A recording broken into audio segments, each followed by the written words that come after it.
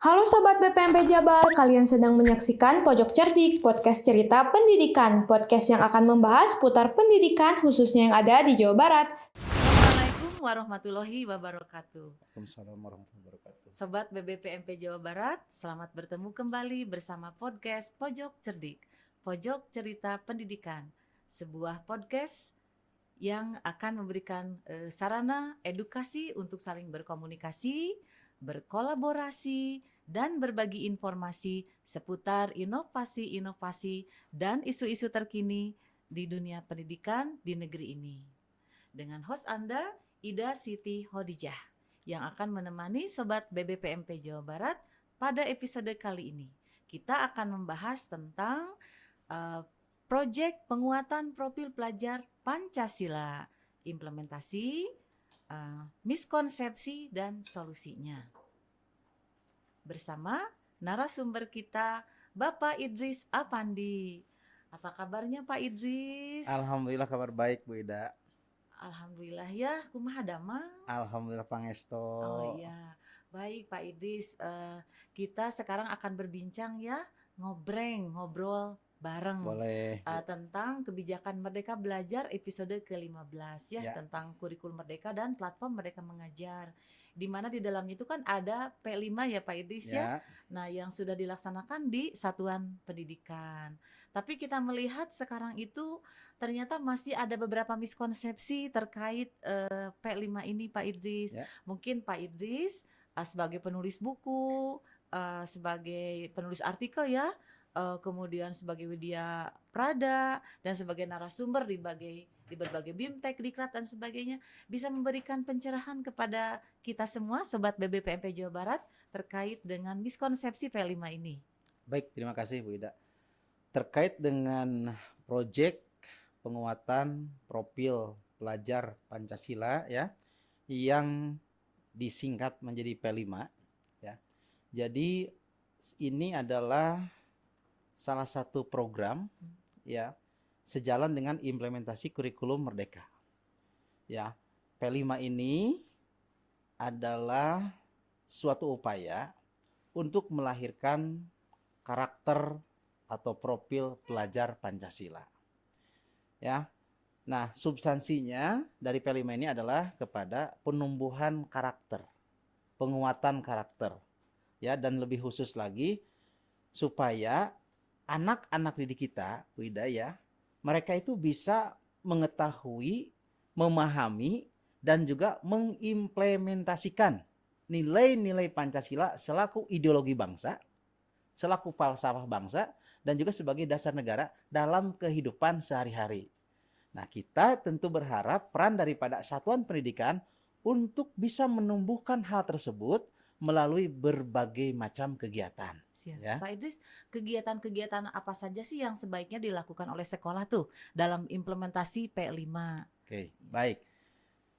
Sebenarnya pemerintah dalam hal ini Kemendikbudristek ya sudah membuat sebuah pedoman ya, sudah membuat sebuah regulasi ya terkait dengan hal ini. Ada 6 dimensi kan ya, ada beriman, bertakwa, berakhlak mulia, gitu kan. Terus ada berkebinekaan global, ada gotong royong, mandiri, ya. Terus juga ada kreatif dan kritis, ya. Itu ada 6 dimensi yang ditetapkan, ya. Apa semua dimensi harus dilakukan dalam bentuk kegiatan P5, Pak Idris? Secara substansi bisa dilaksanakan, tetapi kegiatannya beragam, ya. Tergantung kepada situasi, kondisi, dan kebutuhan di setiap satuan pendidikan. Karena kan setiap satuan pendidikan ini beragam kondisinya ya, tidak diseragamkan ya. Jangan sampai P5 ini menjadi satu beban baru. Dan inilah yang menyebabkan miskonsepsi ya, banyak miskonsepsi yang terjadi terkait dengan P5 ya. Nah ini Pak Idris, sekarang itu kita melihat ya di beberapa satuan pendidikan ternyata masih banyak miskonsepsi yang terjadi. Di antaranya P5 itu katanya harus project based activity, harus ada projectnya. Kemudian P5 juga harus ada ekshibisinya, jadi harus ada semacam pameran dan seterusnya. Mungkin Pak Idris bisa memberikan masukan-masukan gitu ya untuk teman-teman kita Sobat BBPMP Jawa Barat terkait bagaimana nih untuk memberikan solusi terkait Oke. miskonsepsi ini. Baik, kita ini mungkin banyak yang terjebak dan kata projectnya. Project itu diidentikan dengan produk atau hasil karya ya. Kalau bahasa Sunda mah kudu aya katingali buktina, bungkeleukna gitu nya. Nah, padahal project ini bisa diartikan sebagai sebuah aktivitas atau kegiatan. Dan kegiatan itu tidak harus berakhir dengan produk. Inilah yang menjadi salah satu miskonsepsinya Bu Ida. Jadi project B5 harus ada dalam bentuk gelar karya misalnya ya. Harus ada dalam bentuk festival, pameran ya. Padahal sebetulnya tidak begitu, Tidak Pak Edis. harus selalu begitu ya. Ya, jadi kalau belum ada panggung di sekolah itu belum ber-P5. Kalau anak-anak belum pakai baju adat ya, baju daerah itu dianggap belum P5. Kalau belum mengundang dari luar ya, belum ada apa namanya itu tokoh-tokoh yang datang, tamu-tamu yang datang menyaksikan gelar karya, itu dianggap belum ber-P5. Dan ini miskonsepsi ini justru semakin terlihat ketika hasil karya anak-anak itu ya, itu yang dipamerkan itu Bu Ida, itu dilombakan. Dilombakan bagaimana? Ya Pak, dilombakan maksudnya? misalkan kalau misalnya di SMP ya ada kelas 7A, 7B, 7C, 8A, 8B, 8C, 9A, 9B, 9C itu dilombakan. Misalnya temanya terkait dengan hidup berkelanjutan ya, misalnya membuat produk-produk dari sampah plastik. Itu kan dari bekas-bekas air mineral itu dipamerkan, terus dilombakan, dinilai. Yang menilainya siapa Pak Edis itu? Itu yang menilai biasanya guru-gurunya ya. Nah, ini yang menjadi hal yang perlu kita luruskan. Jadi ya. itu salah satu Ya, contoh dari miskonsepsi akhirnya, ya. ya. Akhirnya apa? P5 ini seolah-olah bergeser menjadi pelajaran prakarya atau seni. Wida, padahal substansi daripada P5 ini adalah penumbuhan karakter, khususnya internalisasi nilai-nilai Pancasila. Baik, ya, Pak Idris. dalam kehidupan sehari-hari dari peserta Ya. didik itu. Kalau begitu bagaimana peran pemerintah pusat ya melalui kita UPT BBPMP Provinsi Jawa Barat dalam mengatasi miskonsepsi ini? Oke, saya kira kegiatan kita ya seperti hari ini adalah salah satu upaya Bu Ida untuk bisa memberikan satu pemahaman kepada para pelaku pendidikan ya, para pendidik dan tenaga kependidikan di setiap satuan pendidikan untuk bisa menerapkan, mengimplementasikan P5 ini dengan cara yang sederhana, cara yang mudah, tapi tidak mengurangi substansi daripada P5 itu sendiri ya.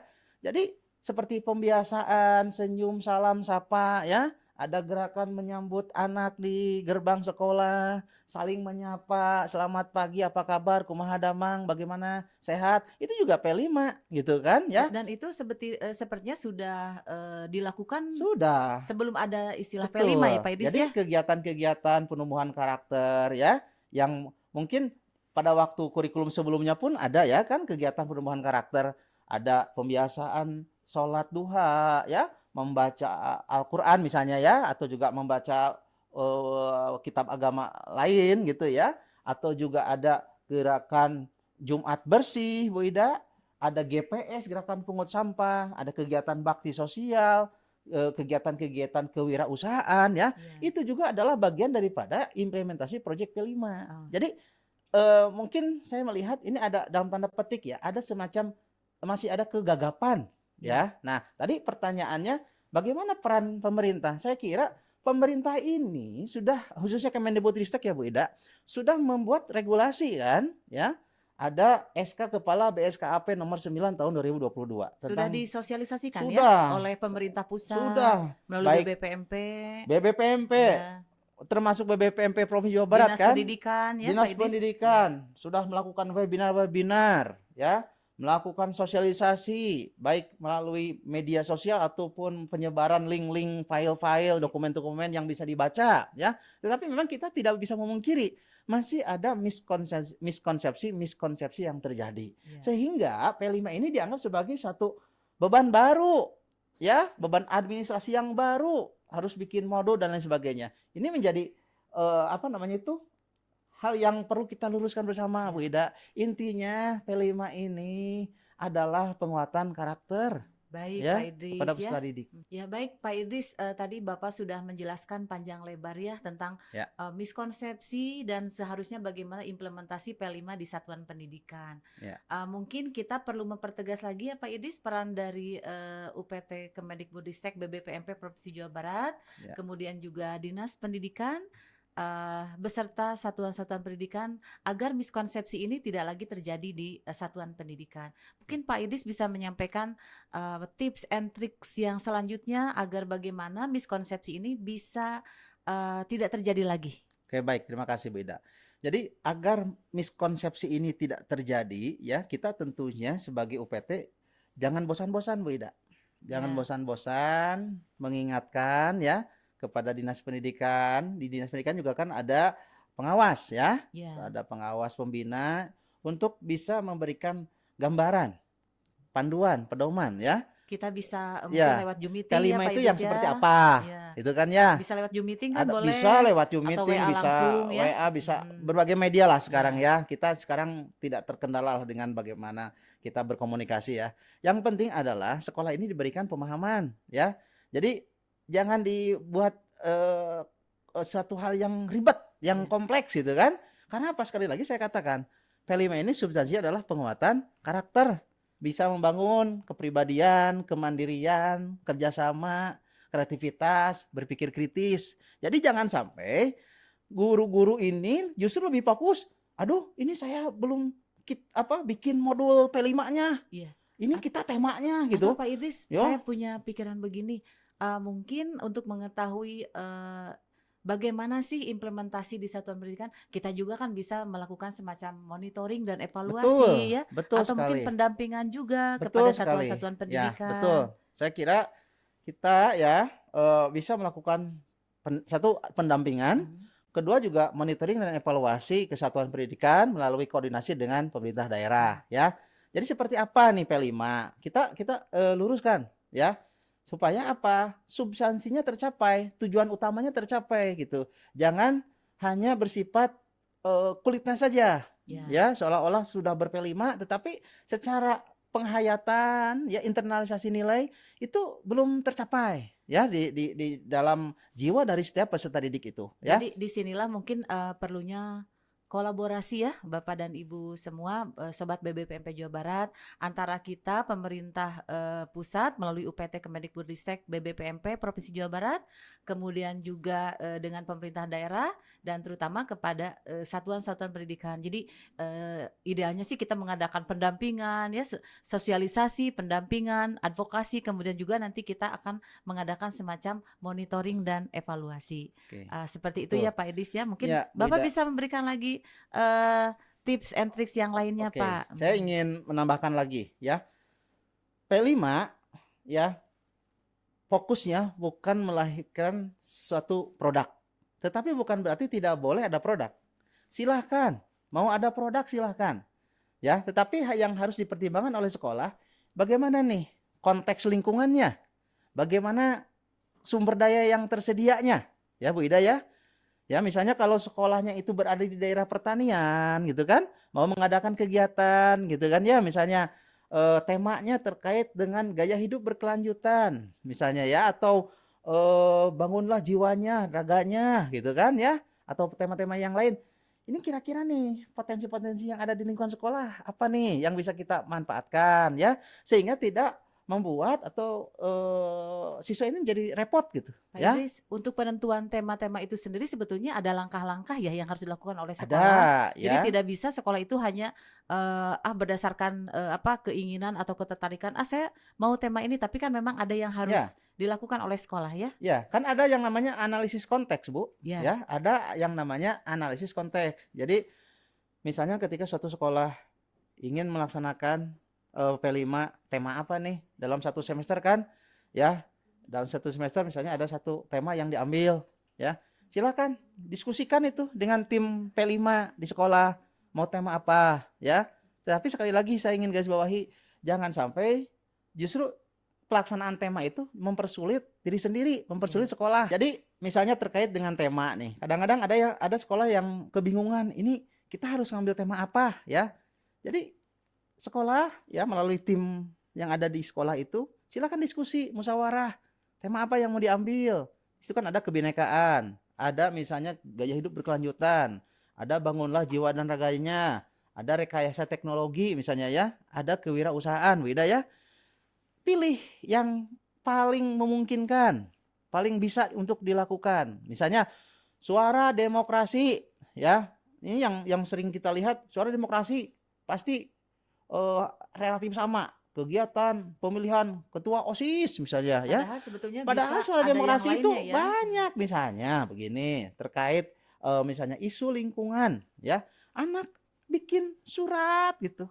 Andai saya Itu sudah jadi termasuk menteri ya. lingkungan Ke dalam gitu. P5 sudah termasuk ya. Masuk itu, atau misalkan surat untuk Bapak Presiden, surat untuk Bapak Bupati, Bapak Wali Kota, Bapak Gubernur gitu kan. Itu suara demokrasi. Bagaimana nih pencemaran lingkungan itu supaya bisa ditangani dengan baik gitu. Atau misalnya mendekati hari-hari tertentu ya. Misalnya ada peringatan Hari Ibu misalkan, surat kepada ibu gitu. Baik Pak Idris, Ya, perbincangan ini sangat menarik sekali ya. Mudah-mudahan Pak Idris bisa hadir lagi bersama kami Siap di Bu Ida, podcast dengan ini. senang hati insya Allah. Ya, apakah ada yang akan disampaikan sebagai call to action kepada sobat BBPMP Jawa Barat, Pak Idris? Oke, baik. Terima kasih ya sebagai closing statement saya ya untuk sobat BBPMP Provinsi Jawa Barat ya. Ini sekali lagi saya sampaikan bahwa P5 substansinya adalah kepada penumbuhan karakter, penumbuhan nilai-nilai positif untuk setiap peserta didik sehingga bisa mewujudkan yang namanya profil pelajar Pancasila.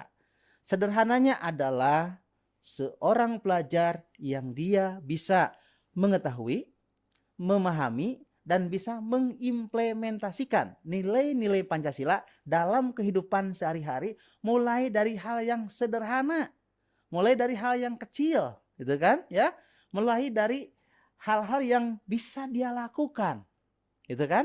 Dan itu difasilitasi oleh sekolah melalui aktivitas, dan aktivitasnya tidak harus selalu berujung kepada dihasilkannya suatu produk atau karya. Adapun kalau nanti ada karya atau produk yang dilahirkan, itu kalau istilah saya Bu Ida, sebagai suatu refleksi, sebagai bentuk bonus dari proses ya kerjasama, proses kreativitas, proses inovasi yang dilakukan. Ya, jadi ketika nanti ada produk tapi produknya misalkan tidak optimal, bukan produknya yang disorot gitu ya, tetapi yang jadi bahan evaluasi adalah ini bagaimana prosesnya. Oh, berarti masih ada yang harus diperbaiki. Jadi sekali lagi, substansi daripada P5 adalah penguatan nilai-nilai karakter positif kepada peserta didik. Itu saja mungkin, Bu Ida. Terima kasih. Terima kasih Pak Idris ya atas kehadirannya sekali lagi Sama-sama. di podcast kami. Mudah-mudahan perbincangan kali ini ngobreng bersama Pak Idris bisa menjadi inspirasi ya bagi sobat BBPMP Jawa Barat. Amin. Dan mari kita jadikan implementasi P5 sebagai program substantif, inspiratif, dan solutif untuk mewujudkan visi pendidikan Indonesia, yaitu melalui terwujudnya profil pelajar Pancasila. Sobat BBPMP Jawa Barat, terima kasih telah bergabung bersama kami pada podcast kali ini. Untuk mendapatkan lebih banyak info-info terkini di bidang edukasi, tetaplah terhubung bersama kami. Pojok Cerdik, Pojok Cerita Pendidikan BBPMP Provinsi Jawa Barat. Dan kita akan berjumpa lagi dengan tamu-tamu hebat selanjutnya pada episode berikutnya. Jangan lupa follow media sosial kami dengan mengklik tautan di bawah ini. Like, comment, and subscribe. Stay tune. Saya Ida Siti Hodijah. Sampai jumpa. Wassalamualaikum warahmatullahi wabarakatuh. Salam. Terima kasih Pak Idris. Sama-sama, Sampai Ida. jumpa lagi Terima ya. kasih, alhamdulillah. Terima kasih.